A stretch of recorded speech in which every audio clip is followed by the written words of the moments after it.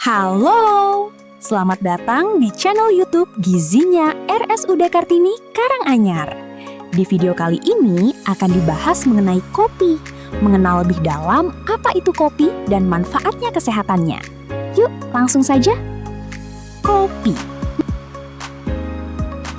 Kopi identik dengan minuman berasa pahit, berwarna coklat tua, beraroma sedap dan tajam.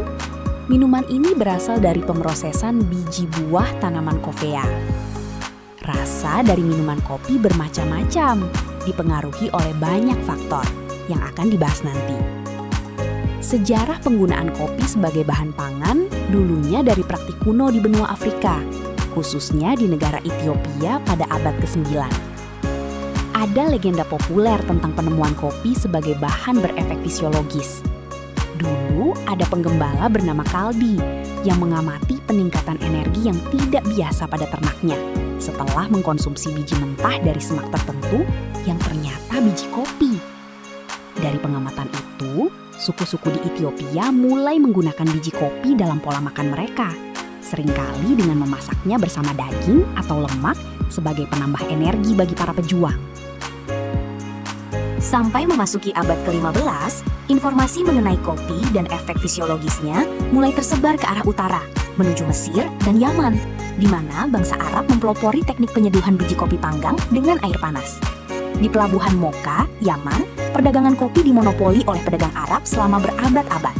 Pada periode ini, kopi tidak hanya dianggap minuman sosial, tetapi juga minuman bantuan medis dan kebutuhan untuk menunjang aktivitas keagamaan, khususnya sebagai penahan kantuk selama ritual ibadah malam hari di kalangan Muslim. Penyebaran kopi ke benua Eropa terjadi pada abad ke-17. Awalnya, masyarakat Eropa mendapat kopi dari jalur perdagangan Arab. Namun, karena potensi ekonomi cukup besar, bangsa-bangsa kolonial, terutama Belanda, memutuskan untuk membudidayakan tanaman kopi di wilayah koloni mereka. Masuknya kopi ke Indonesia dikarenakan wilayah Indonesia dulu merupakan salah satu wilayah koloni Belanda yang masuk dalam kebijakan ekspansi bidang agraris budidaya kopi melalui VOC. Tanaman kopi memiliki struktur biologis yang unik, dipengaruhi oleh variabel lingkungan seperti suhu, curah hujan, dan ketinggian. Dalam dunia kopi, didominasi oleh 4 jenis utama, yang masing-masing memiliki profil genetik dan kebutuhan kondisi lingkungan yang berbeda-beda. Nomor 1, ada kopi Arabica. Arabica diakui sebagai varietas kopi dengan kualitas rasa tertinggi dan menguasai sekitar 60-70% pasar global. Secara biologis, Arabica mampu melakukan penyerbukan sendiri yang biasanya terjadi pagi hari dengan bantuan angin atau serangga. Tanaman ini membutuhkan suhu udara yang relatif sejuk antara 15 sampai 25 derajat Celcius dan curah hujan tahunan berkisar antara 1.500 sampai 2.500 mm. Biji berbentuk lonjong dengan rekahan di tengah berkelok-kelok. Habitat dataran tinggi 1.000 sampai 2.100 mdpl. Memiliki rasa asam yang cerah, tekstur halus, dan kompleksitas aroma antara buah, bunga, dan rempah. Nomor 2, ada kopi Robusta. Nama Robusta berarti ketahanan. Tanaman ini tahan pada suhu yang lebih panas dan serangan penyakit, terutama karat daun. Kandungan kafein yang lebih tinggi pada Robusta bertindak sebagai pestisida alami yang menghalau serangga. Bentuk biji lebih bulat dan lebih kecil dibandingkan Arabica, dengan rekahan di tengah lebih lurus. Mampu tumbuh di perkebunan 400 sampai 800 mdpl dengan suhu ideal 24 sampai 30 derajat Celcius. Rasa lebih pahit dan kuat, tekstur tebal, serta aroma coklat, kacang, atau tanah. Nomor 3, ada jenis kopi Libarica dan varietasnya Excelsa. Jenis kopi yang jarang ditemukan tetapi memiliki keunikan tersendiri. Libarica memiliki ukuran biji yang besar dan tidak beraturan, bahkan mencapai 2 kali lipat ukuran biji Arabica. Profil rasa Libarica memiliki rasa yang berat dengan aroma berasap dan sentuhan rasa nangka. Sedangkan rasa Excelsa seperti gabungan rasa buah dengan profil rasa lebih dalam dan tajam. Biasanya sering digunakan untuk campuran minuman varian kopi.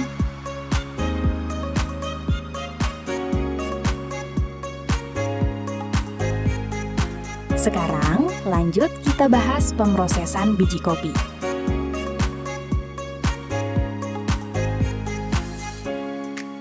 Kualitas dari secangkir kopi tidak hanya ditentukan oleh faktor jenis kopi, tetapi secara krusial dipengaruhi oleh metode setelah panen yang dilakukan oleh produsen. Proses pasca panen bertujuan untuk menghilangkan lapisan buah ceri kopi menjadi biji kopi hijau yang siap dipanggang dan stabil untuk disimpan. Metode pertama adalah metode proses kering, merupakan metode paling tua dan paling minim penggunaan air. Dalam proses ini, buah ceri kopi yang telah dipetik dan disortir langsung dijemur di bawah sinar matahari secara utuh. Pengeringan berlangsung secara 3 hingga 6 minggu, tergantung cuaca. Biji kopi akan menyerap senyawa gula dan aromatik dari daging buah ceri kopi melalui proses osmosis dan fermentasi. Metode ini menghasilkan rasa manis intens, bodi yang tebal, serta karakter rasa buah dominan. Tetapi metode ini memerlukan pembalikan biji secara rutin tiap beberapa jam untuk mencegah pertumbuhan jamur dan fermentasi yang berlebihan. Metode selanjutnya, proses basah. Metode ini dianggap sebagai standar emas dalam industri kopi karena kemampuannya menghasilkan kemurnian rasa yang sangat baik. Mekanismenya, kulit luar dan sebagian besar daging buah dihilangkan menggunakan mesin depulper segera setelah panen. Biji yang masih ada lendirnya kemudian dimasukkan ke tangki fermentasi berisi air selama 12 hingga 48 jam. Aktivitas mikroba selama fermentasi akan memecah lendir tersebut, sehingga biji dapat dicuci bersih dengan air mengalir. Metode ini menghasilkan rasa asam yang jelas, aroma bunga atau sitrus kuat, dan menonjolkan rasa khas dari biji yang diproses. Metode ketiga bernama proses madu. Metode ini merupakan gabungan dari metode kering dan basah. Setelah kulit luar dibuang, lapisan lendir dibiarkan menempel pada biji selama tahap pengeringan. Produsen membagi proses berdasar klasifikasi lendir menjadi white, yellow, red, dan black honey berdasarkan presentasi lendir yang masih menempel pada biji kopi. Semakin banyak lendir yang tersisa, maka semakin lama pengeringan, seperti jenis black honey yang memakan waktu 30 hari. Hasil dari metode ini, kopi lebih manis dan kompleks, juga memiliki bodi yang jelas dan keasaman yang jernih. Masuk ke proses roasting biji kopi atau penyangraian. Merupakan tahap krusial di mana biji kopi hijau yang keras dan beraroma mentah mengalami perubahan fisik dan kimia menjadi biji berwarna coklat yang beraroma dan rapuh. Parameter utama yang dikelola dalam tahap ini adalah suhu dan waktu untuk mengontrol reaksi kimia yang terjadi di dalam sel biji kopi. Tahap pertama, tahap pengeringan. Biji kopi yang hijau mengandung sekitar 10-12% kelembapan. Dimasukkan ke dalam mesin pengering bersuhu 193-215 derajat Celcius. Dengan begitu, air dalam biji kopi hijau akan menguap. Tahap ini memakan waktu 30-45% dari total waktu roasting. Reaksi Maillard dan karamelisasi dimulai pada suhu sekitar 150 derajat Celcius.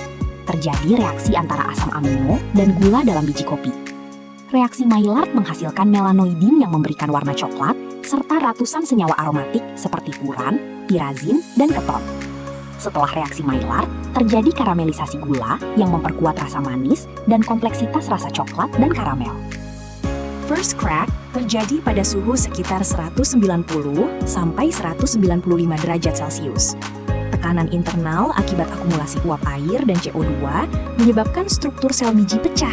Ini menandakan dimulainya fase pengembangan. Second crack terjadi saat penyangraian dilanjutkan hingga suhu 224 derajat Celcius.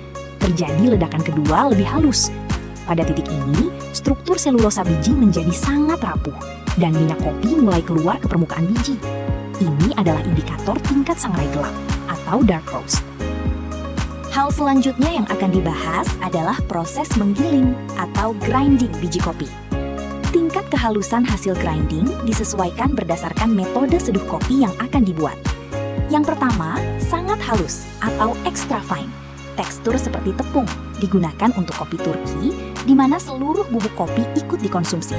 Atau kalau di Indonesia, ada kopi tubruk.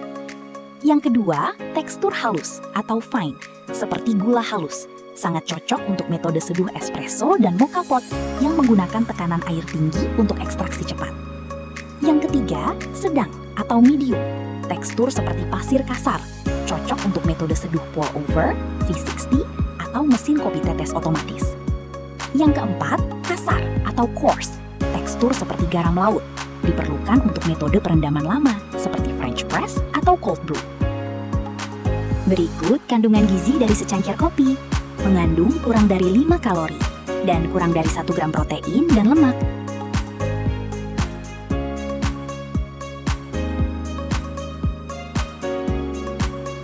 Berikut ini kandungan vitamin dan mineral dari kopi. Ada kalium sekitar 49 mg. Kalium berguna untuk fungsi jantung dan kontraksi otot. Magnesium 3 mg berperan dalam ratusan reaksi enzimatik. Riboflavin atau vitamin B2 sekitar 11% dari kebutuhan AKG. Dan niacin atau vitamin B3 dan asam pantotenat atau vitamin B5 memenuhi 2-6% AKG. Keunggulan utama kopi yaitu pada kandungan senyawa bioaktifnya yang mempunyai efek bervariasi. Yang pertama, ada kafein, jenis alkaloid yang bekerja sebagai antagonis reseptor adenosin di sistem saraf pusat, meningkatkan kewaspadaan dan metabolisme.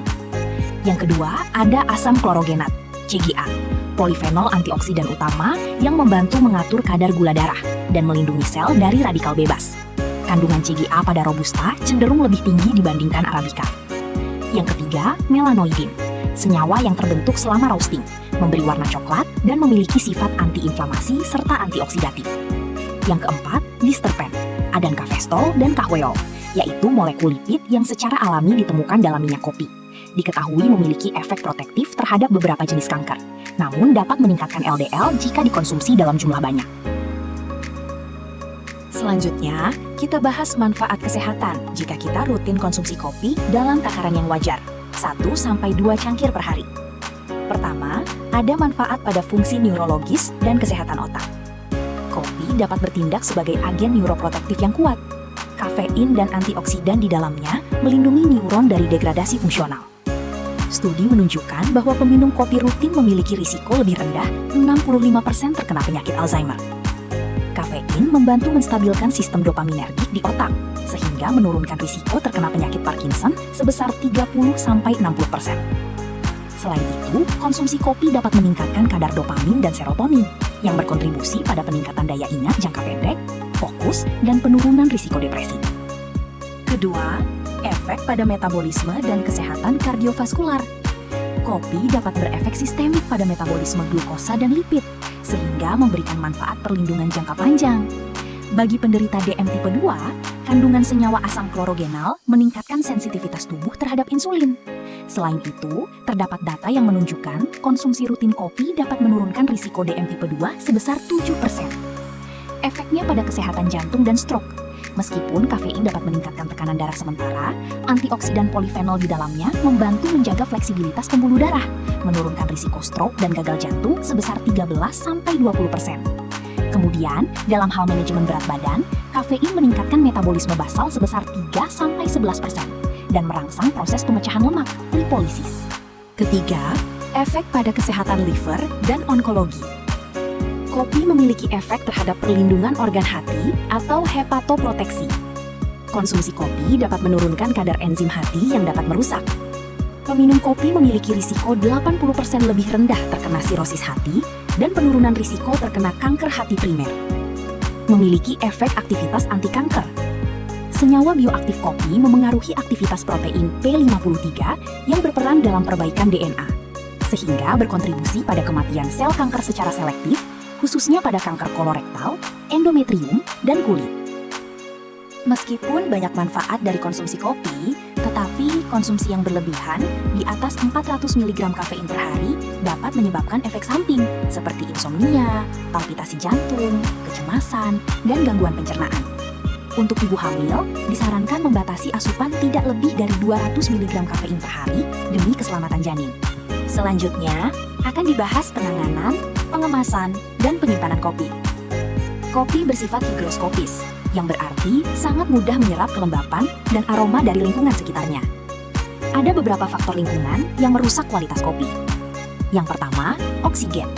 Oksidasi adalah musuh utama kopi sangrai. Paparan udara menyebabkan penguapan minyak atsiri dan degradasi senyawa aromatik, menghasilkan rasa yang datar dan tengik. Kedua, kelembapan. Kelembapan tinggi pada biji kopi hijau menyebabkan tumbuhnya jamur. sementara pada bubuk kopi menyebabkan penggumpalan dan basi. Ketiga, panas. Suhu di atas 30 derajat Celcius mempercepat reaksi kimia yang dapat merusak profil rasa asli biji kopi. Keempat, ada cahaya. Sinar matahari atau sinar UV langsung merusak komponen organik biji kopi melalui proses fotodegradasi. Dalam menyimpan kopi, disarankan menggunakan wadah kedap udara, berbahan keramik atau logam, dan tidak transparan, untuk melindungi dari cahaya dan udara.